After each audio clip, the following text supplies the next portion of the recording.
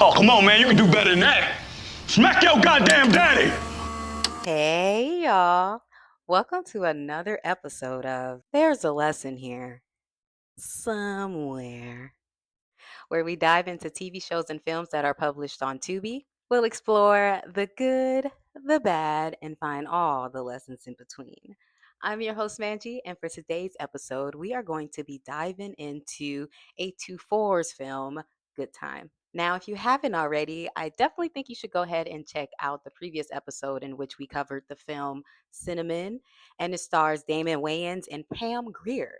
It was a really good film. Y'all should check it out and also check out the podcast recap. Now, let's go ahead and dive into Good Time. This film, of course, is available on Tubi and it's only an hour and 40 minutes long, but it's probably about 2 hours with the commercials on Tubi. And the film begins with Nick. We see him in like therapy, and during the session, it's easily to kind of label Nick as like mentally challenged. So it's safe to assume that this place is a place for people who are mentally challenged to get help and basically live an ordinary life amongst people who are like them. So Nick is here. He's answering questions with, I'm assuming, the therapists in this community. So, with one of, I guess, like the workshops the therapist is doing with Nick is having him do like word comparisons. So, the therapist will say like two words, and Nick will give his thoughts on what those two things have in common. One of the comparisons was scissors and a cooking pan, in which Nick said that Hurt yourself with both.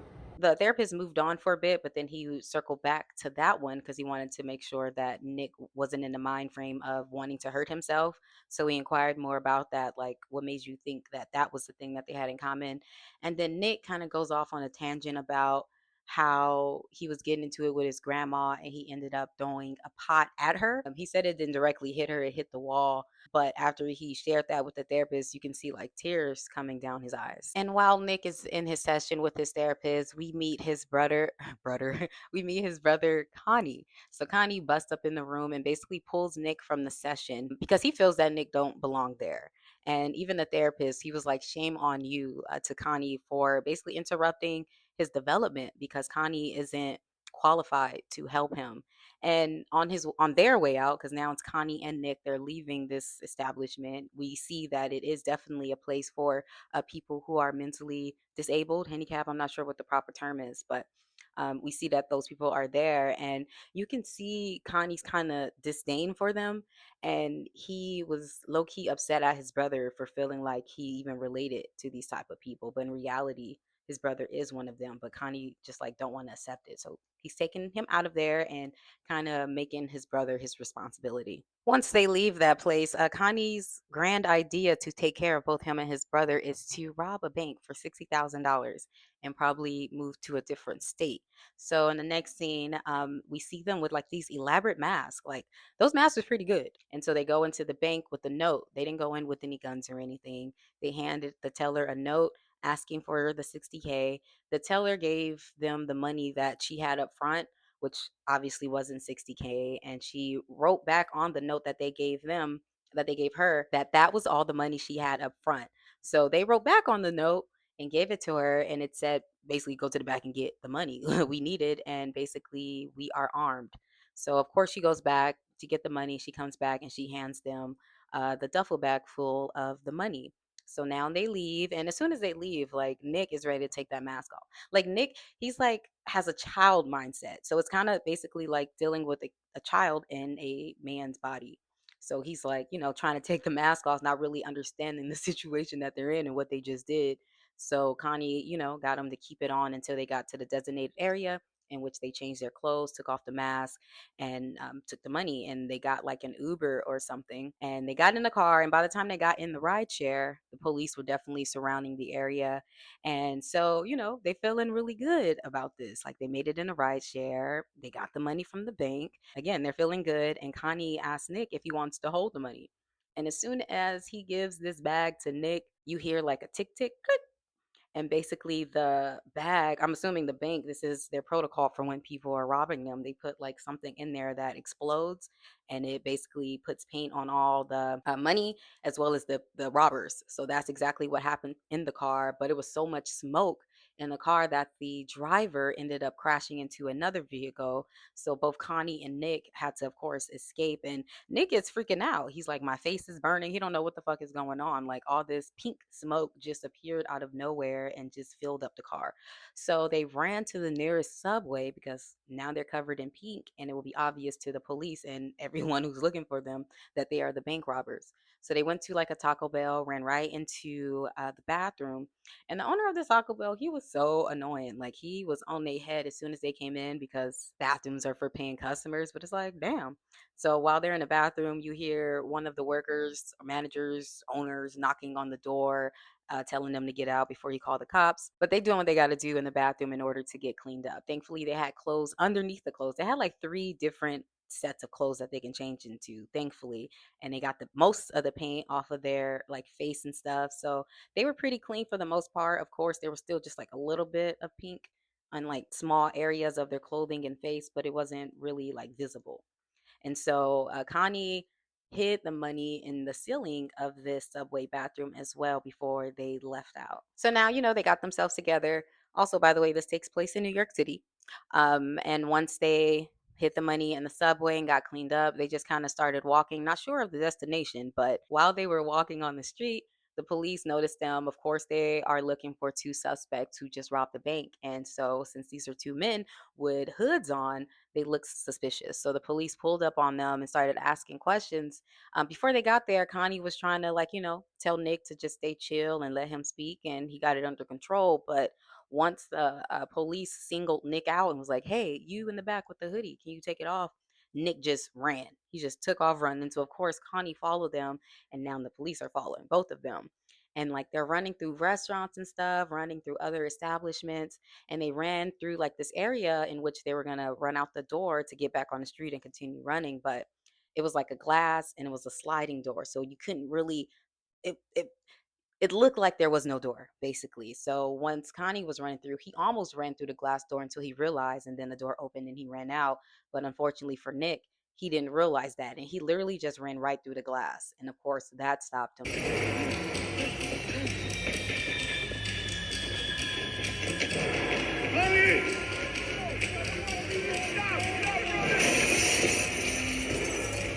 So now he's laying on the ground bleeding, and the police take him in. And now Nick is in jail. And I just want to shout out to the actor who played Nick, because he definitely embodied the emotion of this character, like playing someone who is mentally disabled. He channeled that. Like when Nick was in jail, I felt nothing but empathy for this person because I just knew the hurdles he's going to have to get over while being in prison with his disability. And so he's in there, and again, he has a kid like mindset, so he's responding like a child. So when they were watching TV, he went in and snatched the remote and tried to change the channel and stuff. But this is jail, and that is going to cause a problem, and it did. And one of the inmates ended up beating the fuck out of Nick. Like that shit was so hard to watch. I'm not even gonna hold you. But before Nick actually got beat up in jail, we see like other lawyers and stuff basically trying to get him to snitch on his brother, because it's obvious that this wasn't Nick's idea and he was just there because of his brother. But his brother is his ride or die, so he's definitely not snitching when it comes to that. But Connie didn't forget about his brother. Like his whole mission now is to get his brother out of jail. So he went back to the subway to get the money out, and then he went to go to a bail bonds to see if he can use that same money to bail him out. But after the teller at the bail bonds place counted the money and seeing that a lot of it was destroyed due to like the pink paint, he told him that he's going to need 10K more in order to get his brother out. Like I said, Connie is on a mission to get his brother out. So he went to go visit his lady friend, who's like this rich lady who lives with, well, she's not the rich one technically, her mom is, and she stays with her rich mom. So he goes and try to get reacquainted with her, basically trying to act like, he's trying to reconnect, and then eventually ask for help. But he ended up just straight up asking and just taking her straight to the Bells Bond place. Once they got there, he told her before they got there that it was just a couple thousand. But when she got there and learned that it was 10K,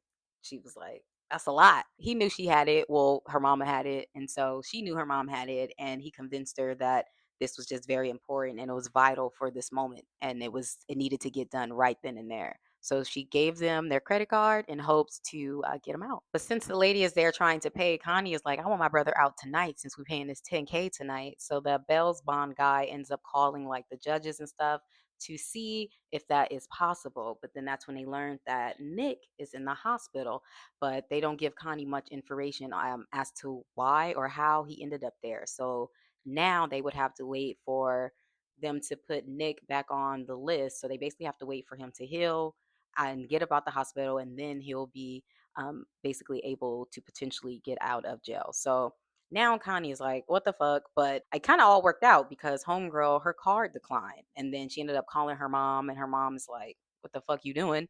And so basically her mom put a block on the card. So she won't be able to pay the 10K even if she wanted to. So Connie was trying to get the money back that he gave the Bells bond already. But they was like, nah, once we put that in the safe, it's done. You can bring that 10K and we get your brother out.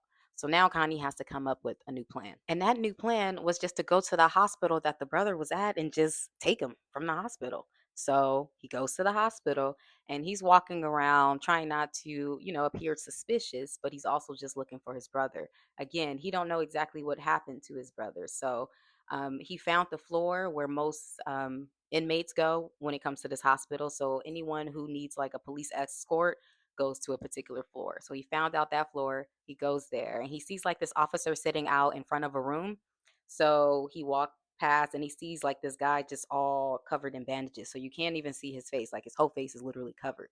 So he's just assuming that that's his brother, mainly because the police is outside. So he's like, okay, this is definitely him. So he like, sparks up a conversation with the police officer, and then he ends up hiding out in the room like next door, very close to where this room is, and just to wait to see when the police officer goes on break or something, in which that time finally comes.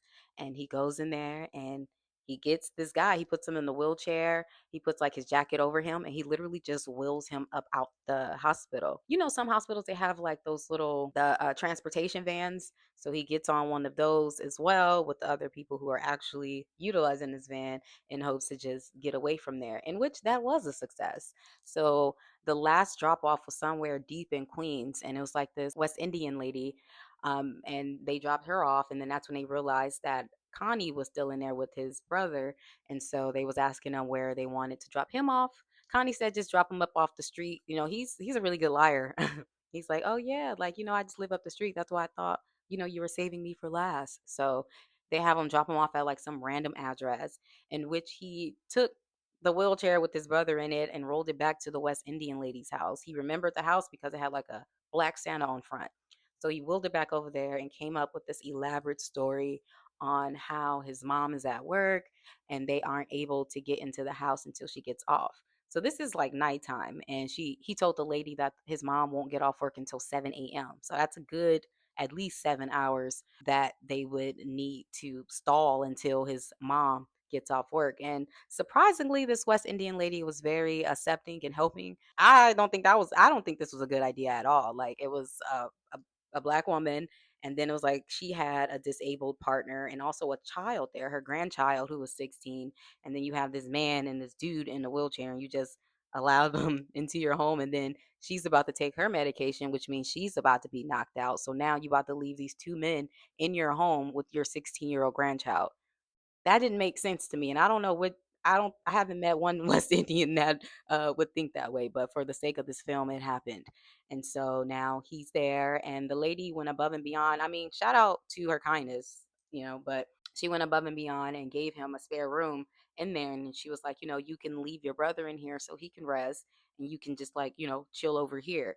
But Connie goes above and beyond. He goes in their bathroom, he's, like, looking through their cabinets and shit. He found some hair dye because he's a wanted man, and so he dyes it blonde, and while he's like sitting in the room, he also just like took the grandma's phone. He's just doing way too much. Like granny should have not let him in this house. Like, so now he's talking with his friend from earlier, so he's like, yo, you need to come pick us up.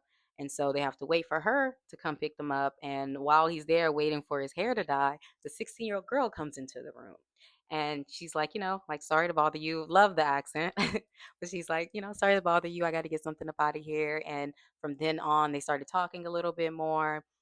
He's like asking her how old she is, and that's when we learn she's 16. And he's like, "You don't look 16." She looks younger than 16, if you ask me. This girl looked like she's about 13. No, not much older than 14, but she's 16. And he learns that, she was dealing with older men and stuff. So I guess that was a green light for him. But they ended up watching TV and stuff just to kill time. And while they were watching TV, the news came on and it showed a picture of Connie, and it shared that, he robbed the bank. It even had his grandma on there talking about how he's such a terrible person. And to distract this child, this grown man starts making out with her. For some reason, she's all in as well. I guess she's into him or whatever. But this part was definitely hard to watch. Very disgusting, honestly. We could have done without it. Like, he could have just turned off the TV. There's so many other alternatives that he could have done besides make out with the child. But they ended up taking it further and going to her room and getting very, very intimate. Thank God his brother woke up. So while he was making out with this child on the bed, he heard noise, and then that's when he went back to go check on his brother. So when he gets back, that's when he realized that this is not his brother. So basically, he just broke a random man out of the hospital. And so this man is freaking out too, because he's like, "Who the fuck are you? How did I get here?" He has like an object and he's trying to cut Connie. Connie eventually ends up forcing him to chill out.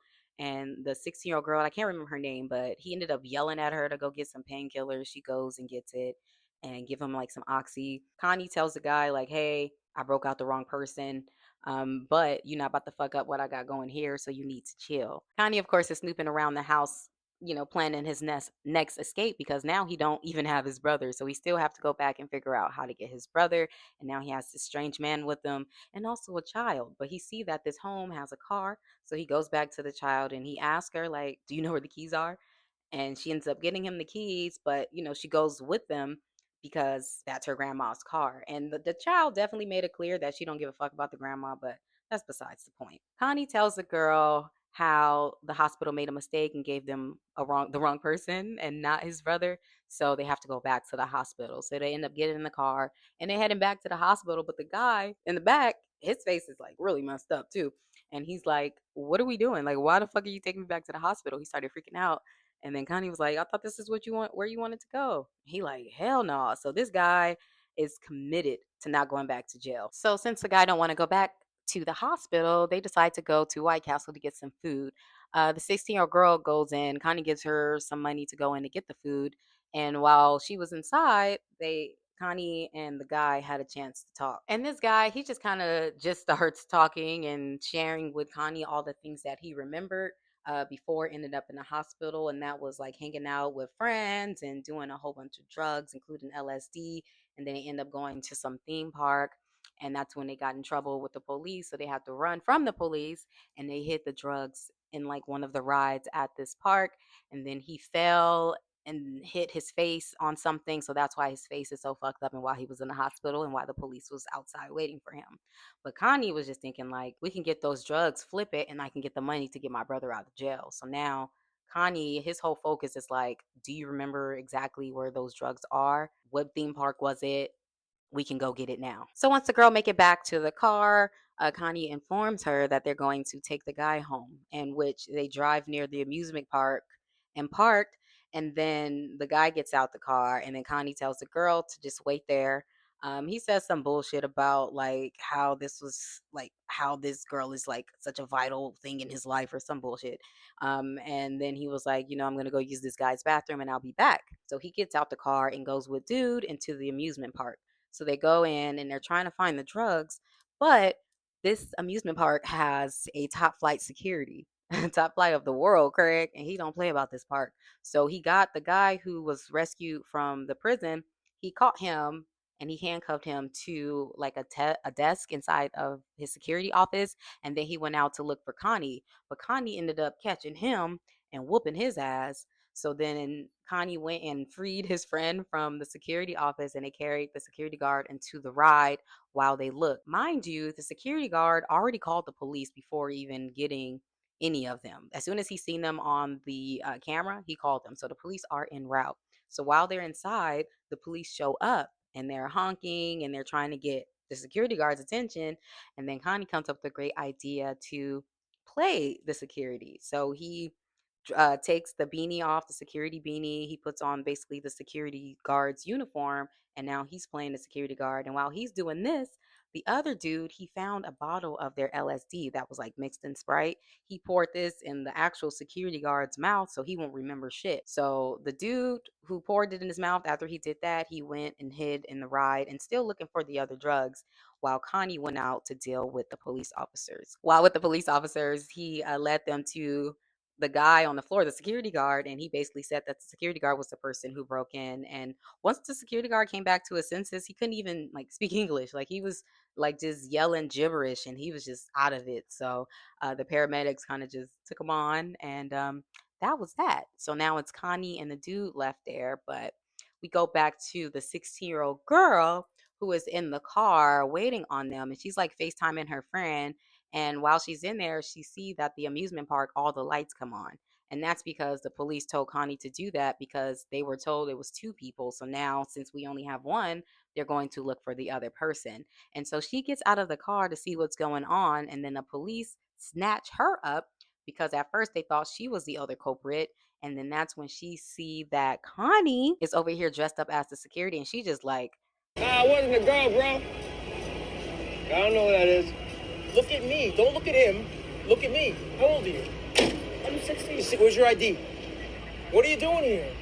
You don't want to talk to me. Come on, you're out of here. she just in so such disbelief that she's literally speechless after seeing him. And the police was like, "Is this the other person?" He's like, "Nah, I don't know her. Like I've never seen her before." And she's just looking at him. And instead of letting her go, the police take her in for whatever reason. So now she's behind the police car. She's in the backseat of the police car because she trusted this dude. And now the grandma car over here, how they gonna get the car back? You see all this shit they just got into because they let this strange man into their home. Message: don't let strange men into your home, especially if you are a woman with kids with no other type of protection, because you don't know the intentions of this man.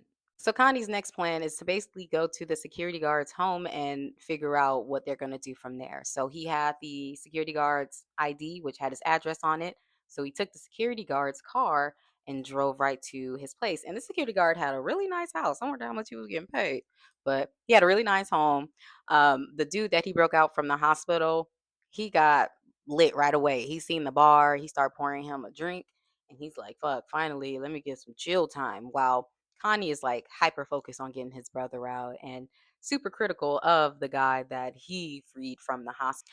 Connie asked him if he knew someone who they can sell the LSD that they found at the amusement park to, in which the dude said, yeah, he did. So he calls his friend Khalif, and Khalif shows up as well, just busting in saying the N word. Mind you, there was nan Negro in sight. So that was uncomfortable to watch, but here we are. So now we have Khalif, and then we have the guy, and we have Connie here. And basically, Khalif was trying to offer like a couple grand, like three, but Connie was like, rewind. I forgot to mention that the security guard actually had a big ass dog there. And I think the dog was blind. Since Connie had on the security guard's outfit and stuff, the dog smelled the security guard's scent and was basically okay with Connie and stuff. So whenever Connie is there, the dog is okay because the dog feel like that is the security guard.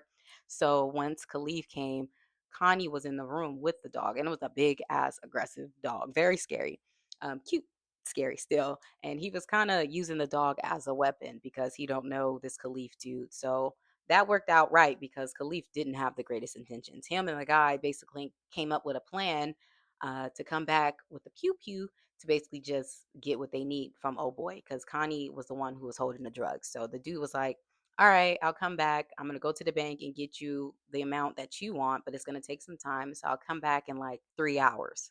So Connie was like, cool. So once he leaves, well, Connie was trying to put both of them out, but only Khalif left and the other guy was still there. But Connie was just like, I got to get the fuck up out of here. So as soon as Khalif left, he got out the room and started getting his shit together so he can leave the building. But the other guy was trying to stop him because him and Khalif had a plan that he want to fulfill. So he was trying to stop him, and it got to the point where they were like tussling in the hallway of this building. And then the dog comes out and bites the dude because he thinks this dude is attacking his owner, but it was just Connie. So Connie was able to get away. The guy goes back into the apartment, puts the dog in the room, and calls back Khalif. And when he calls Khalif, Khalif is like, yo, Like the building is swarming with police officers. There's a shit ton of officers out here. Like, what's going on? So he looks out the window and he sees Connie like walking out with the Sprite, and then we see him, coming to counter with the police, and then we see him running and stuff, and he's like on the roof of like a parking garage or the top of a parking structure, and he ends up getting tackled with by the police, in which the Sprite bottle ends up rolling towards the end of the building. So that's all this dude is worried about. So he tells Khalif like, the Sprite building is right here. You can't miss it. So go pick it up as soon as they take him in. While he's doing that, the police is now knocking on the door. And like I said before, he is not going back to jail. So he's trying to figure out what the fuck to do. He's trying to escape via the window. And this guy is not on the first floor. He's like it was pretty tall up. It was pretty high up. I want to say like the sixth, seventh floor. And so he's hanging out the window while Connie is, being escorted to get behind in the back of the police car. And before he can get in that car, the dude falls. And so he literally falls from the building and hits the concrete. That was the end of him. So now we see Nick again, and he is back at that place that helps mentally disabled people. And he's not alone. His grandma is there with them. And we see the therapist from earlier as well. And so you can tell he's kind of just readjusting to this new life because he's been running with his brother, living amongst everyone else, not really getting the help that he needs. So this is abnormal for him and probably uncomfortable. So the therapists take him to like this group class with a whole bunch of other people who are like them, and they're doing like an activity where like you have to say, if you relate to something, you move across. So the person who's leading the activity will say something like, I lied once. And if you lied once, you would walk across the room. It took him a while to join, but he finally did. And this is essentially the end of the film. We just see him participating in this activity and low key being where he belonged. Actually, the therapist did say that. He was like, the brother is where he belonged, Connie, which is in jail, I'm assuming. We don't see anything that goes on with Connie after he's arrested. And then he says that Nick is where he belongs as well. So, yeah, that's the end of Good Time. So let's get into the lesson. I already shared the previous lesson with the granny. She was tripping, but I feel like the main lesson for me, because like the thing that stuck out most in this film was like in the beginning when Nick busted his brother. I don't know why I keep saying brother like that. It's probably because I'm from Cali, but his brother, he busted his brother up out of that therapy session, and when he was walking down the hallway, and he was just low key disgusted by all the other people, and he was like, "You think you're like them?" Since Connie was unable to accept the fact that his brother was special needs, he did what he felt like his brother needed in order to be normal or to be amongst him and live a regular life. But unfortunately, Connie is just not a good person. He's a terrible person, and is the wrong person to lead Nick to any sort of life, because it's going to end where they ended. And also, the other lesson, the obvious one, is don't go rob a bank with your mentally challenged brother. Like, what the? If you're gonna go rob the bank, why not have your brother sit where you were going to go and change? You could have did that shit yourself. But no, he had his brother involved. So that's the first obvious lesson. Don't do that.